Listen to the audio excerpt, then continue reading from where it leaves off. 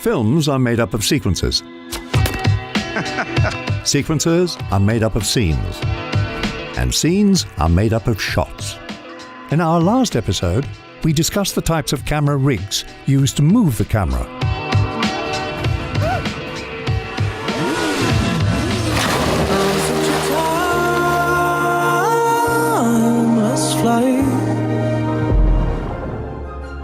But in this episode, we'll be going over what those movements are and the stories they tell.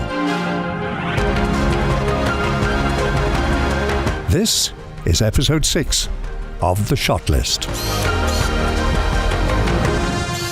Camera movement. There are countless variations of camera movement, each with their own language and purpose. A filmmaker who understands this language can create dynamic and compelling work. We'll be examining different types of camera movements. Along the way, we'll be updating a shot list of these camera movements in a Studio Binder shot list, which you can download and reference in your upcoming projects. Now, let's get moving. Let's begin with the shot that has no camera movement at all. This is the static shot.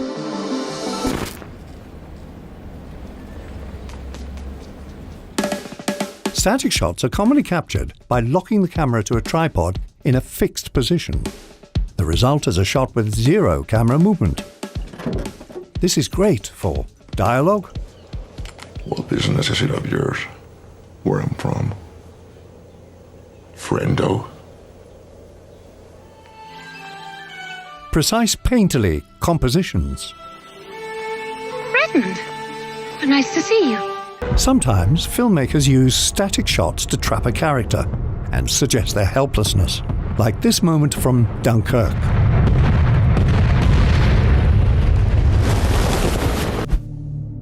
Let's move on to our next camera movement. The pan.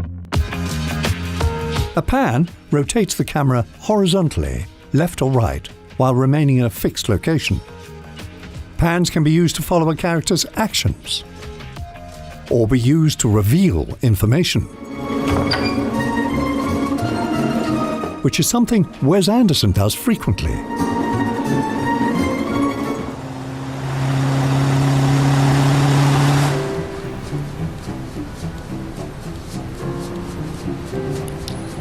Four minutes, 48 seconds. We're all dead, burned to a crisp. Moving on. A slow pan builds anticipation, while a rapid pan heightens the energy of a shot. These are known as whip pans.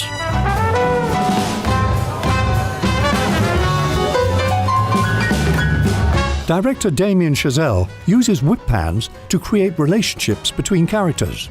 In La La Land, he amps up the energy in the scene, while underscoring the growing synergy between Sebastian and Mia. He uses the same technique for a different effect in Whiplash, no pun intended.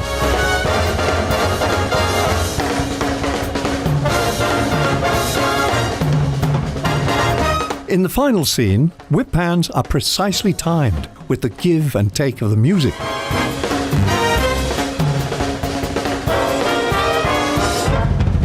Accenting the combative relationship between Andrew and Fletcher.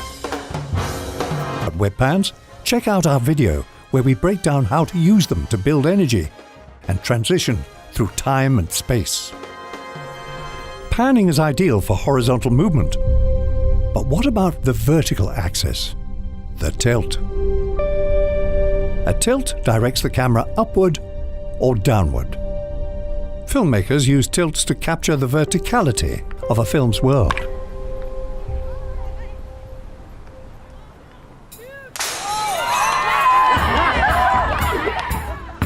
This can be used to give a character dominance or vulnerability. Yes, we're men. Men is what we are. Similar to a pan, a tilt can reveal information, like a character. Setting. or scale.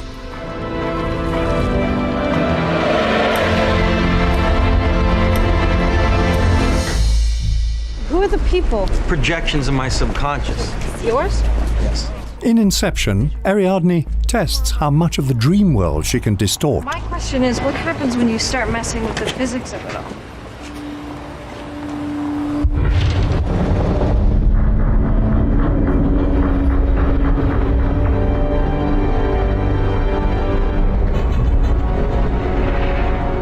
Nolan tilts up to capture the awe and scale of this spectacular moment.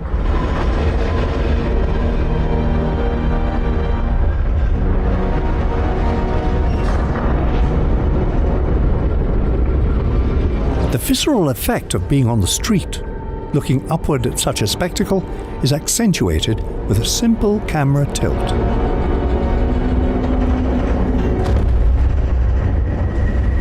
Something, isn't it? Yes, it is. Switching our attention from upward or downward, our next camera movement takes us inward. Push in. The push-in shot moves the camera towards the subject. Pushing the camera is all about emphasizing a moment. Get our informers to find out where it's going to be held. A visual cue to the audience that this is important. Public place, a bar, a restaurant, some place where there's people so I feel safe. But if Clemenza can figure a way to have a weapon planted there for me,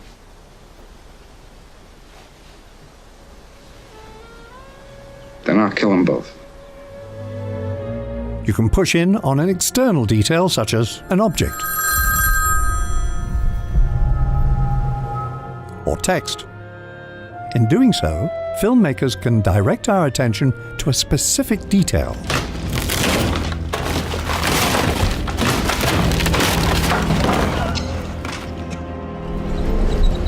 Or it can capture a character's thought process.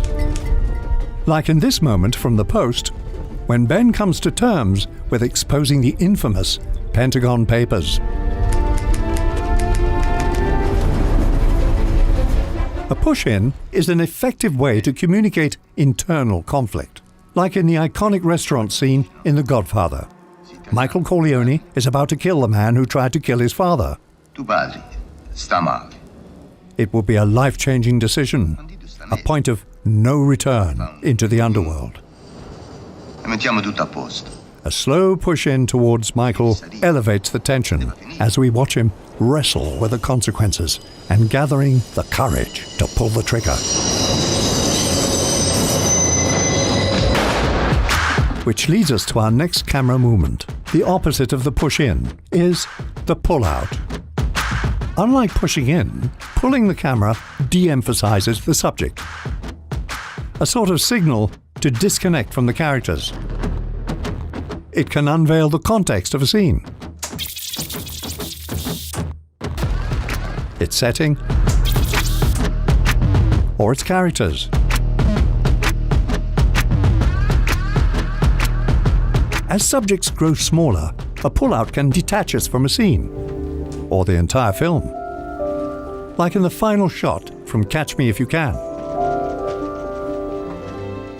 The same movement can also emphasize negative emotions like isolation or abandonment. In this scene from Joker, we see Arthur at his most vulnerable. This camera movement away from him highlights his helplessness. And rather than push in to help us sympathize with Arthur, director Todd Phillips pulls away, abandoning him.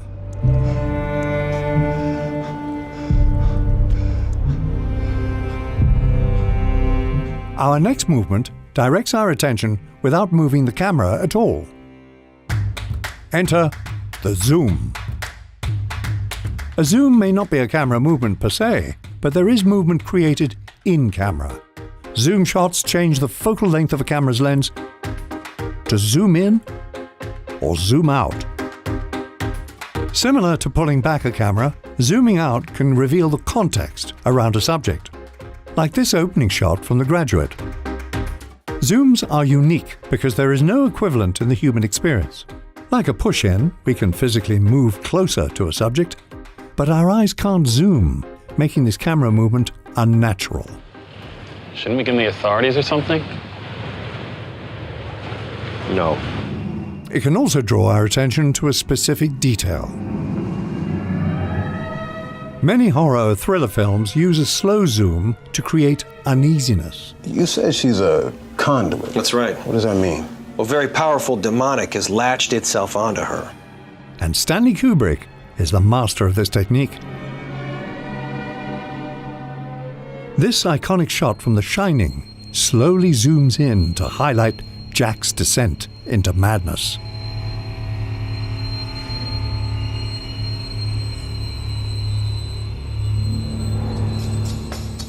The use of a zoom doesn't stop there. A fast zoom is known as a crash zoom. Crash zooms can often be used for either dramatic or comedic effect.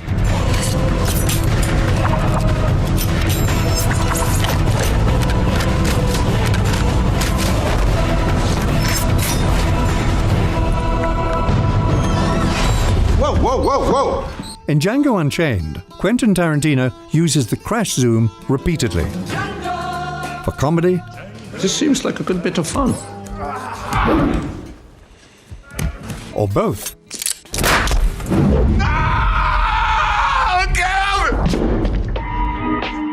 Now, what happens when you pair the in-camera movement of a zoom with physical movements of a camera? It's none other than the dolly zoom.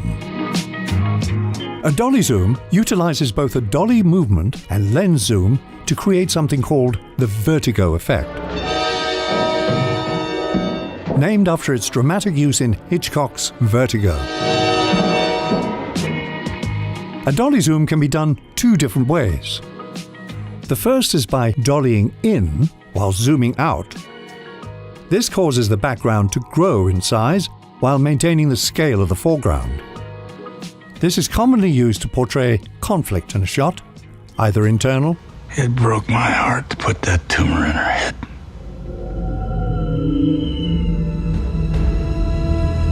What? or external conflict. The second way is by dollying out while zooming in. This causes the foreground subject to become dominant over the background. The dolly zoom can be used to highlight a growing relationship between two subjects, like in this scene from Raging Bull, where Scorsese slows everything down. Come on, Ray. The dolly zoom pushes the crowd further into the background as we occupy Jake's POV and battered tunnel vision. We are no longer watching the fight, we are in it.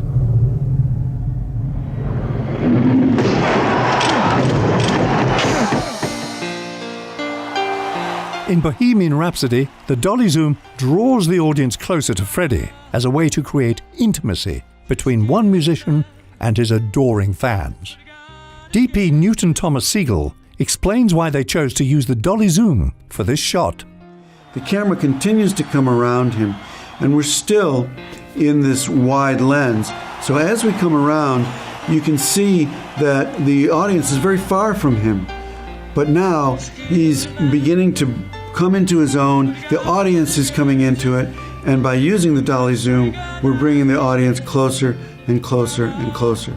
Freddie's not getting any bigger in the frame, but the audience is getting closer simply by changing the focal length of the lens and the proximity of the camera to the subject. A dolly zoom can be a versatile choice in any shot list to convey either positive or negative psychological effects.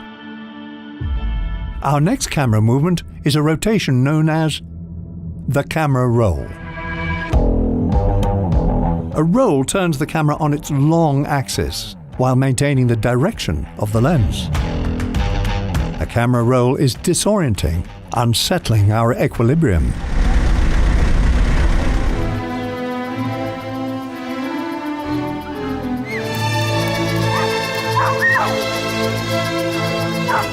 Rolls can be used to match character movement in moments of panic.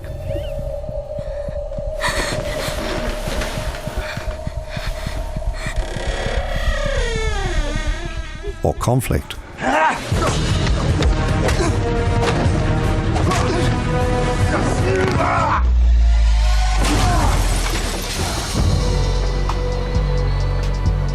Camera rolls can be disconcerting, like when a villain assumes the throne.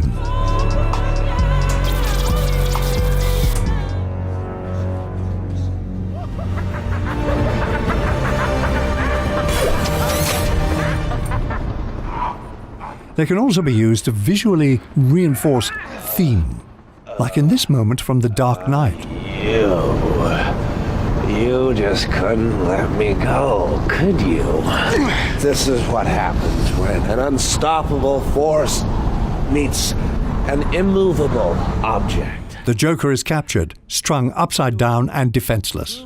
But as the camera slowly rolls over, he reveals that he still has the upper hand. What did you do? I took Gotham's White Knight and I brought him down to our level.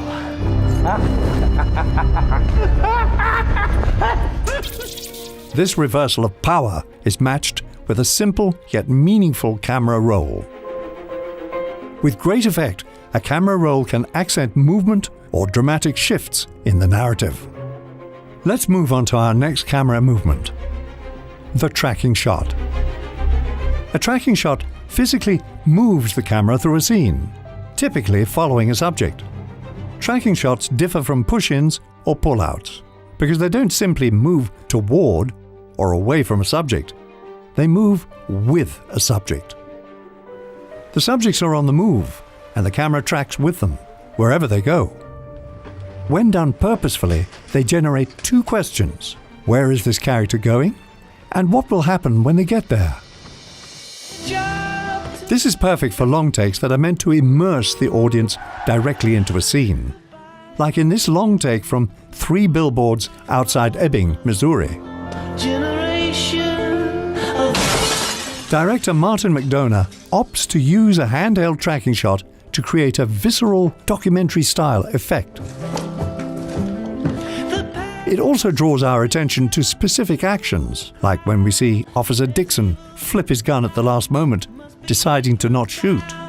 And it touches the soldier. What the hell's going on? He heeds his master's voice. Tracking shots can also be used to build tension. Gus Van Sant's Elephant is filled with extensive tracking shots that follow the murderers and the victims of a tragic school shooting. The smooth Steadicam shots accent the seemingly endless corridors that allow dreadful anticipation of the impending massacre. So a tracking shot either follows or leads a subject. But when the camera moves laterally, left or right, it is referred to as a trucking shot.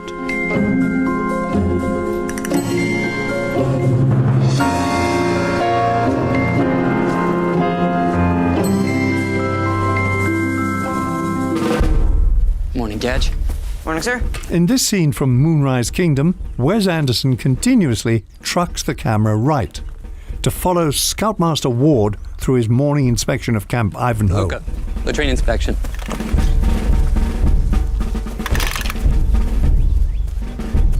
By doing so, Anderson establishes both the world of the film and its characters in storybook fashion. Roosevelt, how's that lanyard coming? Horrible. To learn more about how to shoot better tracking shots, watch our video where we explore how to combine this movement with location, production design, and blocking to create a powerful effect. The link is in the description. Tracking shots can be engaging by following the actions of a character. But how do you create energy in a shot where characters are standing still? Consider the arc shot. The arc shot is a camera movement that orbits around a subject. This orbit is typically a horizontal arc, but it can also be vertical. Arc shots add dynamic movement when characters may be standing completely still.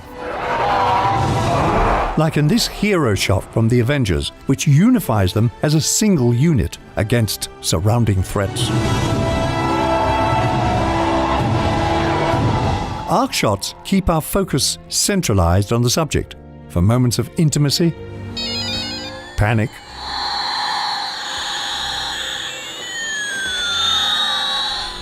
or heroism.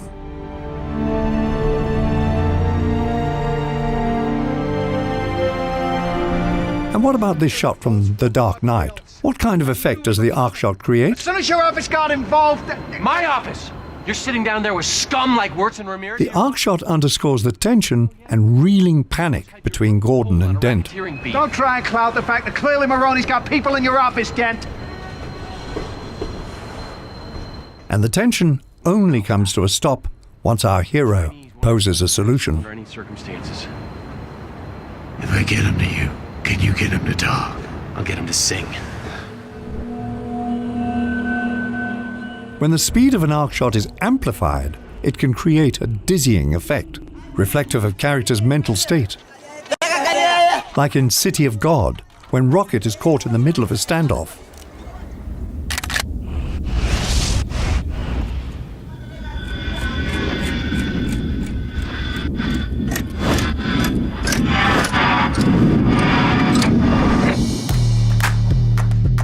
Now that we've analyzed how to move a camera left, right, in, out, and around, let's take a look at how we move the camera vertically with the boom shot.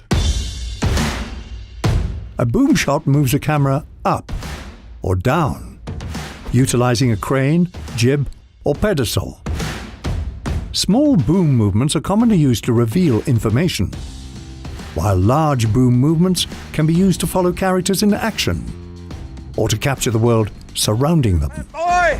Quickly! Move it out! Move it out, Pyle! Move it out! In this scene from Full Metal Jacket, Stanley Kubrick uses a boom shot to follow Private Pyle up an obstacle while Sergeant Hartman berates him. Private Pyle! Whatever you do, don't fall down! That would break my f***ing heart!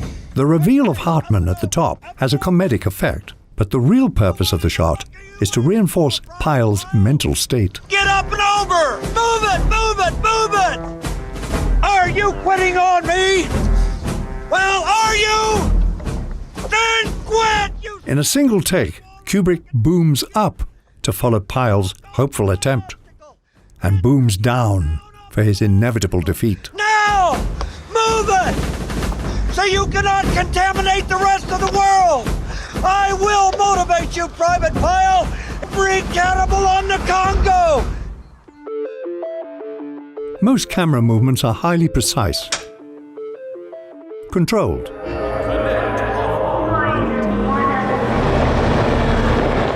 But sometimes filmmakers want to produce movement without control, which brings us to our final camera movement: random movement. Random camera movement is defined by camera shake, incidental zooms, or any movement that happens on the fly. Camera shake is often added subtly to create a subjective experience for a more intimate effect. Arbitrary zooms and random camera movement can be used stylistically to create a documentary look. Institutions treat these CDOs like they're as solid as treasury bonds and they're going to zero. No, it can't be right. Which is a technique that Adam McKay uses in The Big Short. You're managing a fund of, what, 555 million? I don't know how to be funny. I don't know how to work people. I just know how to read numbers. And Succession. Have you thought about the possibility that your children are actually scared of you? Random movement gives the impression that events are happening in real time, when nothing is planned and anything can happen. I visited your home this morning, after you'd left. This climactic scene from David Fincher's Seven has two types of shots: controlled and chaotic. What's he talking about? Give me your gun. What's going on over there? Put the gun down. I saw you with the box. What was in the box? Notice how each shot reflects the state of mind of each character. Mills's panic, You tell me that's not true. That's not true. and John Doe's calm. By mixing these styles in the same scene, the effect of both is intensified.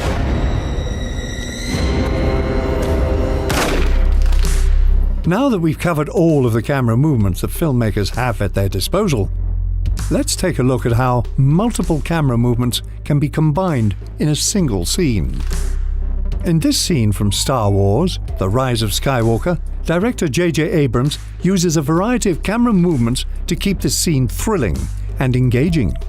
We've attempted to pinpoint each movement.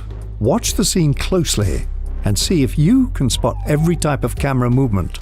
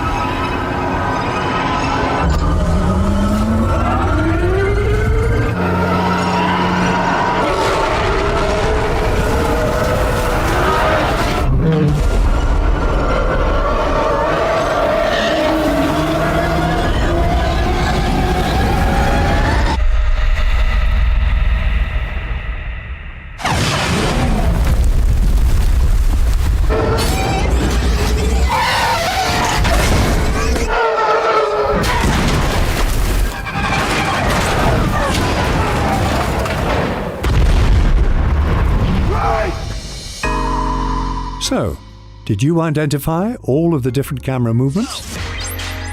Planning out a scene with various types of camera movements can be daunting, but using shot listing tools like Studio Binder makes it a straightforward process. While there are countless examples of camera movement in film, remember that the best uses are always intentional.